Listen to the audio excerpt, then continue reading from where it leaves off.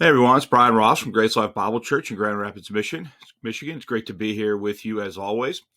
Want to welcome you to our midweek video, our Thursday morning video here this morning on February 24th, 2022. I'd like to welcome you to our YouTube channel here, Grace Life Bible on YouTube. If you haven't already done so, if you would consider subscribing and ringing the alarm bell so that you can stay current with the ministry when we go live from our assembly building on Sunday mornings at 9 o'clock and 10:40, and then also when we release and create content here midweek from my office. We're glad that you are with us this morning. Our featured book for the month of February is my book, Rightly Dividing E.W. Bullinger, Assessing His Life, Ministry, and Impact.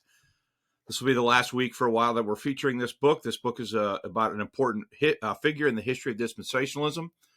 If you've ever had questions about E.W. Bullinger, the Acts 28 dispensational position, how it emerged, and sort of what the thought processes and so forth were that led to that coming onto the scene in the early 20th century, you're definitely going to want to check out my book, Rightly Dividing E.W. Bullinger. Definitely focuses on the emergence of the Acts 28 dispensational position and how that occurred, and then also with some specific information in the appendix about how Bullinger used the postscript argument as it relates to Romans chapter 16. So you're going to want to check that out if you haven't already done so. Also want to remind you about our Rumble channel here, Grace Life Bible Church on Rumble. We're up to 189 subscribers, so we've had a good week as far as people joining and subscribing on Rumble. If you're into alt text sites, we've established this as an alternative to YouTube should something happen to our YouTube ministry. So if you wouldn't mind checking us out there as well. So this week I want to make a quick video updating folks on something that I talked about back in December of last year. In December of last year, I taught this video from my office here, Looking Behind the Veil, Primary Source Documents, and the King James Translators, Manuscript 98. So I talked and introduced the audience to Manuscript 98. Manuscript 98 is one of the work-in-progress primary source documents that have been left to us by the King James Translators. This website that you see on your screen right now, this is the Lambeth Palace Library website, and this is the library that houses currently Manuscript 98. Here is an image. Lambeth Palace Library has released a limited number of images of the manuscript to the public to view online, and here we see the beginning of Romans. Here's the insignia of the library, Lambeth Palace Library here. And then we could see the Epistle of St. Paul the Apostle to the Romans, first chapter. And so here we could see Romans chapter 1 in the document. Now, I'm not going to go through a big description of the document. If you are interested in that, I would encourage you to check out the lessons that I have been teaching on this in my class From This Generation Forever. Those would be lessons 166, lesson 167, lesson 168. And I will leave links to the description in those lessons. It's specifically in lesson 166 that I talk about a physical description of Manuscript 98 as well as its contents, what's in it, and kind of delve deeply into all of those details in lesson 166. In this lesson, This lesson right here, Looking Behind the Veil from last December 16, I presented in rudimentary form a document that I was working on that had tables. The last 2 weeks in my From This Generation Forever class, in lessons 167 and 168, I have officially presented or formally presented the table to my class and to the viewing audience. Now, you might have missed this. These were longer studies of roughly an hour duration, where I went through every verse in Romans chapter 1 and every verse in 1 Corinthians chapter 13 and went through this table with the audience. Now, I have released now finally online, and that's mostly what this video is about, this document for the public or for people to go through if they're interested in having the document and going through it in a meticulous way themselves to check out what I've been presenting. And this document is essentially the notes that I used to teach lesson 167 and then again lesson 168 this past Sunday. So what's in the document and how did I create the document? Let's talk just quickly first about how I created the document. The document was created in the following manner. First of all, I chose Romans chapter 1 and 1 Corinthians 13 because those two chapters have released images online on the Lambeth Palace Library website.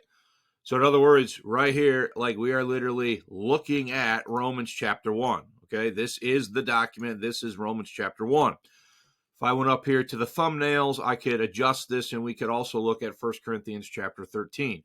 I'm not going to do that for the sake of time. But I chose Romans 1 and 1 Corinthians 13 because of the released images online of those chapters in manuscript 98. So I did not want anybody to have to take my word for it when you can go straight to the source yourself and look at it, okay? Now, Ward Allen, in 1977, he did work on this, where he went through all of manuscript 98 and created a document literally collating out manuscript 98. I also have that. But the reason I picked Romans 1 and 1 Corinthians 13 is so that readers of the document could literally view the images themselves online. And now I'm in the wrong spot.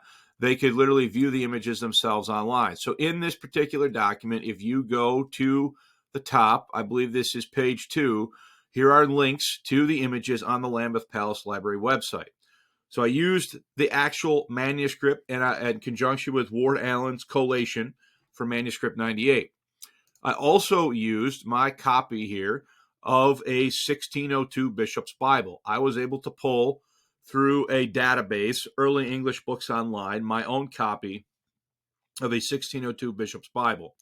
So when you look at the document here and you see these collation tables, and the collation tables are comparing now the 1602 Bishops, manuscript 98, and the 1611 AV.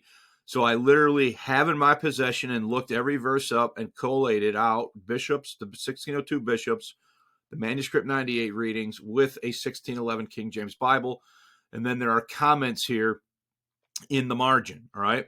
Now, using Ward Allen, we've been able to track where, in the instances where the Bishop's Bible was revised by the King James translators, we can look at, and by the way, they did follow Rule 1. Rule 1 was absolutely followed with a high degree of fidelity, and that was the rule to alter the Bishop's Bible as little as possible other than what the truth of the original would allow.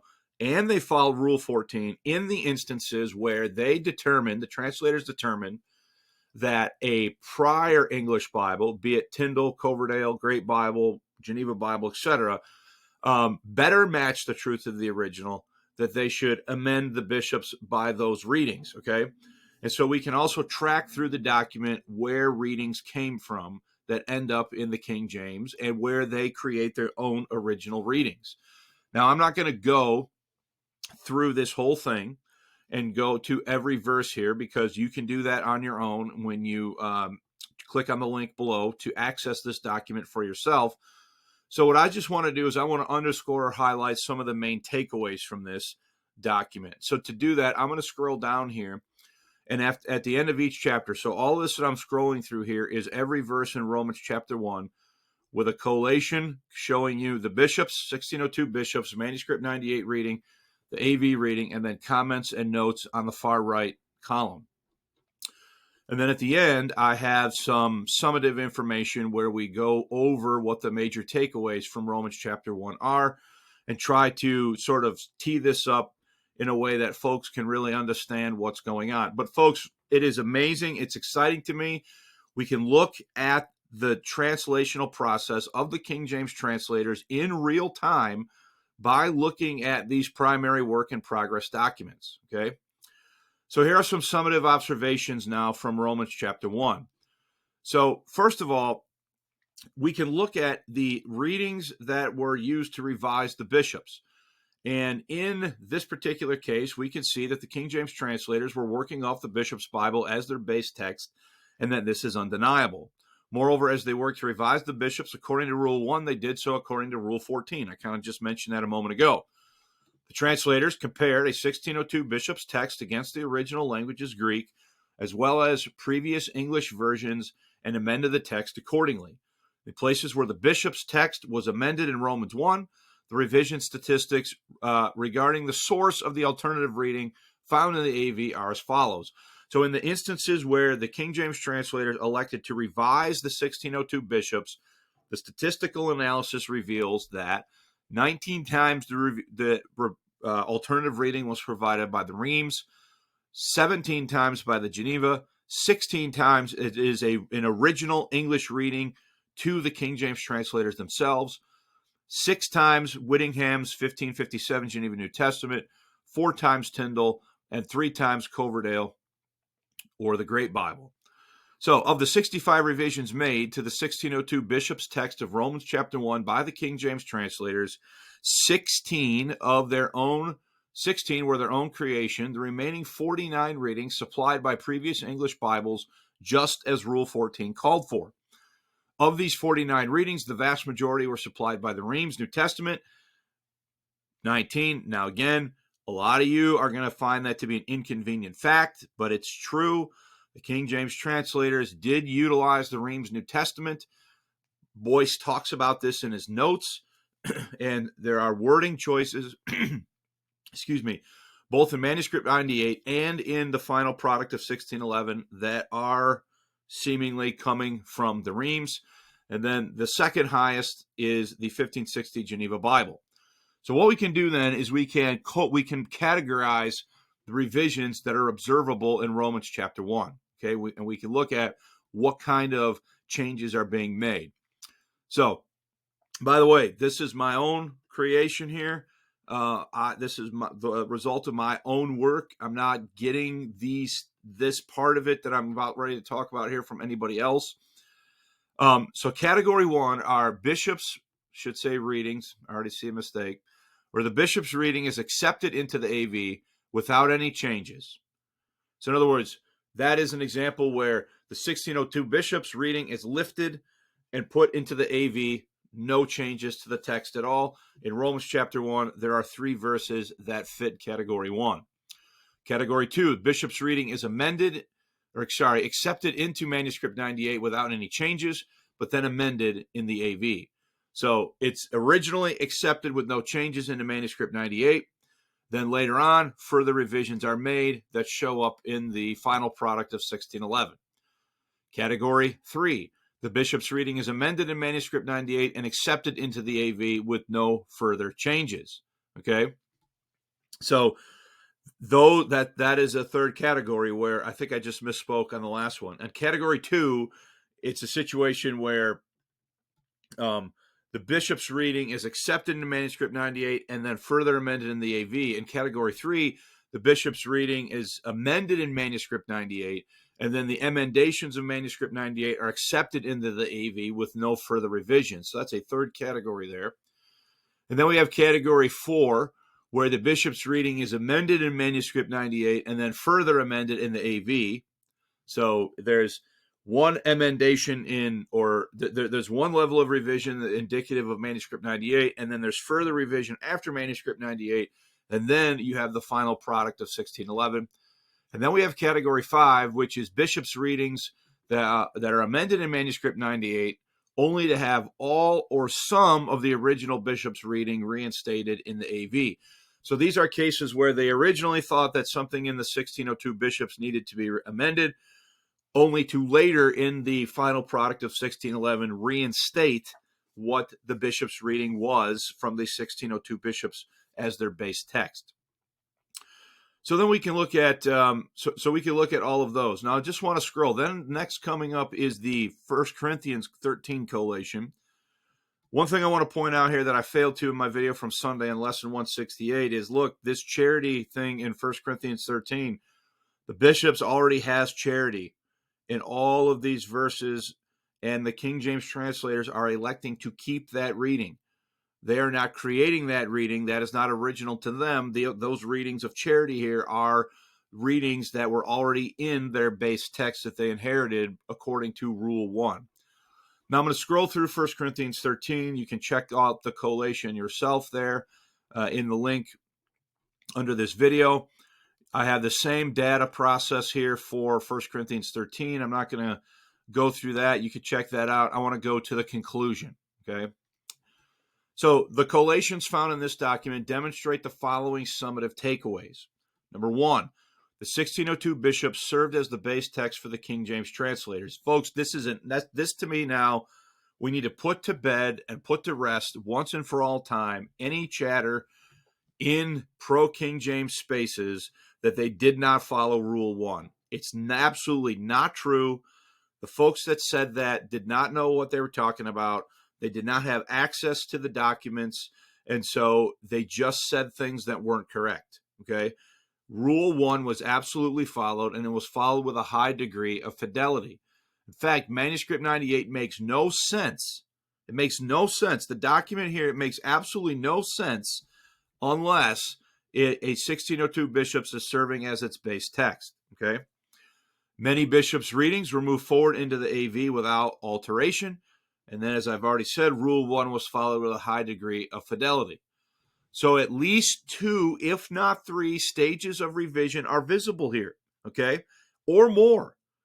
We can literally see stage 1 revisions and then later revisions after that as the King James translators take this thing back to the anvil time after time after time as they work through this process. Manuscript 98 highlights and accents at least 2, in my mind, probably 3, if not more, stages of revision that are occurring.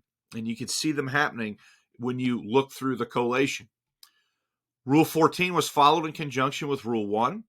Many readings from pre-1611 English Bibles were used in the emendations to the Bishop's Bible by the King James translators. When the translators judged that the, quote, truth of the original, Rule 1, was not adequately expressed by the bishops or any other pre-1611 English Bible, they crafted their own original English readings, okay? And then we've already seen that there are at least 5 different categories of emendations are visible in the collation tables above. Category 1, bishop's reading is accepted into the AV without any changes. Category 2, bishop's reading is accepted into Manuscript 98 without any changes, but then amended in the AV. Category 3, the bishop's reading is amended into Manuscript 98 and then accepted into the AV without any further changes. Category 4, the bishop's reading is amended in Manuscript 98 and then further amended in the AV. Category 5, the bishop's reading is amended in Manuscript 98 only to have all or some or all of the original bishop's reading reinstated in the AV. And then this obviously means that the King James translators took their work back to the anvil many times, as they stated they did in the preface to the reader. And then what this tells us then is that Manuscript 98 sits about halfway in the process used by the King James translators to revise the Bishop's Bible into what would become the King James Bible, and I should add, for the New Testament epistles. Manuscript 98 only has in it the work of the Second Westminster Company that was assigned the work of revising the New Testament epistles. So it's pretty amazing, folks, what we can do. And you can go to lesson 166, which I'll also include a link to in the description of this video. And you need to check out the statistics on this on pages 9 and 10 of lesson 166. So I will leave that for you to do if you are interested in that. But this is really cool here, what we're able to do. And this is only right now still for Manuscript 98. We haven't even gotten into yet a deep dive into the Bodleian Bod 1602 Bishop's Bible, which literally is a 1602 Bishop's Bible with the handwritten notations of the translators in the margin written on the pages of a 1602 Bishop's Bible. It's pretty incredible, folks, the level of depth that we're able to see when we look at these primary source documents. So for a guy like me who's into history, I get kind of like really excited about all this, and it literally allows us to look behind the veil and see the process of the translators in a way that we really have not been able to, because a lot of these documents have either gone unstudied by King James advocates or they're not even known in some cases. And so it's been a real rewarding process for me to do this and to see what's going on myself. So I would encourage you, check out lesson 166. I'll leave a link to that in the video. Check out lesson 167 and 168, where I give a very thorough presentation of the document right here that I've been working off of in this video. Go back and look at lesson the one from December, Looking Behind the Veil. I'm going to make this part 2, and then I'll probably make a little playlist of these 2 videos. Then when we get into looking at BOD 1602, then I can kind of add some shorter videos to that sequence. So if you have enjoyed this video, please like this video, leave a comment, share it, subscribe to our channel, help get the word out about the content that we're trying to create here and provide for you here through Grace Life Bible Church. Want to remind you about a couple things before you go. If you haven't already done so, please consider checking out my book, Rightly Dividing E.W. Bullinger, Assessing His Life, Ministry, and Impact. You can help support the ministry if you are interested in picking that up. Also want to remind you here about the Grace History Project. Every Monday, Wednesday, Friday morning at 9 o'clock, we are rebroadcasting the Grace History Project. And we are currently up to, at the end of this week, we will have released, I believe, 50 lessons in this sequence. And don't forget about the playlist to all of these that we are creating every week or adding to every week. You can get that also in the description for this video. But we're right at a point now in this series where we're looking at the resurgence of Pauline truth, really getting deep into John Nelson Darby, where and how he came to understand things about dispensational truth. So this is really excited to be re-releasing this. Don't forget to check out the From This Generation Forever class website as we continue to add also to this every week as far as the lessons go. And also, don't forget the podcast. My wife and I do the Just Grace It podcast with Bryan and Becky Ross. Earlier this week, we just released a new episode, Yielding to Our New Identity in Christ.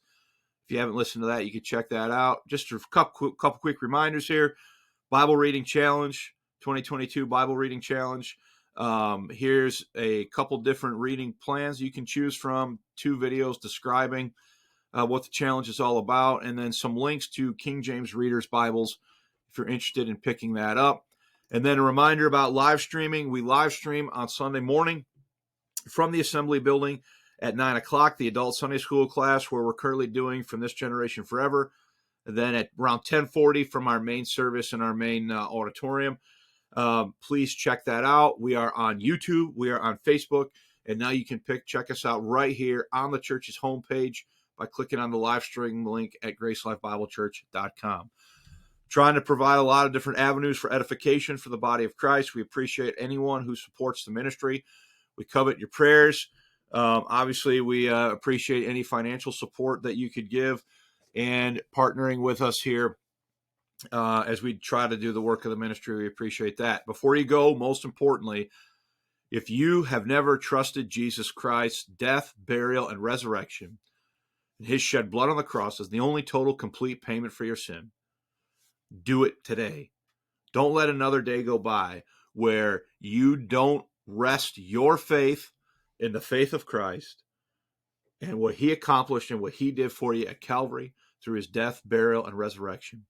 You need to trust Jesus Christ today. You need to accept the provision that was only provided through his shed blood for your sin and his resurrection from the dead.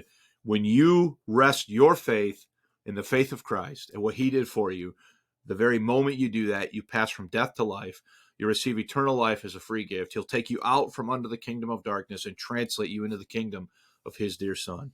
Trust the gospel today before it's everlasting too late. Thanks for your time. Appreciate your support and prayers. See you next time.